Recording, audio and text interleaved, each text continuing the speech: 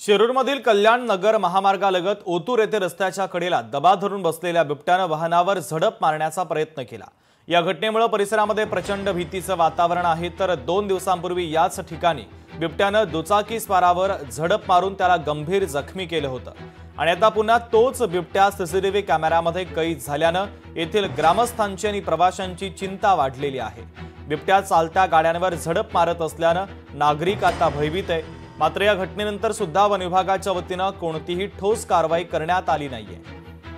तर बिबट्यांचा वाढता वावर लक्षात घेता प्रवास धोकादायक बनला असून या भागात तातडीने पिंजरा लावण्याची आणि बिबट्यांचा बंदोबस्त करण्याची मागणी स्थानिक करतायत।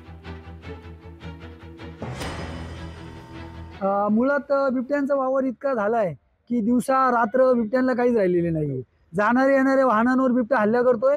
एकदा नाही दोनदा नाही तो दबा धरून बसतो हायवेच्या कडेला आणि त्यातून परत येऊन कधी हमला करतो। ही जबाबदारी शासनाची, वन विभागाची, सर्वांची आहे। त्यामुळे सर्वांनी त्यावर लक्ष केंद्रित करावे आणि आपल्या लोकांसाठी सहकार्य करावे। 2 दिवसापूर्वी आपण पाहिलंच असेल, या ठिकाणी येणाऱ्या एका बाईकवरती हल्ला करण्यात आला। त्यामध्ये एक तरुण जबरी जखमी झालाय। त्याच्यावर आता उपचार चालू आहेत। आमचं वन विभागाशी बोलणं झालं, परंतु त्यांनी अजून काही हालचाल केलेली नाहीये। हा बिबट्या जाणाऱ्या येणाऱ्या वाहनांवर देखील हल्ला करतोय, याचा अर्थ वन विभागाने समजून घ्यायचा आहे आणि तातडीने कारवाई करायची। लोकशाही मराठी ऐका, पहा, जागरूक रहा।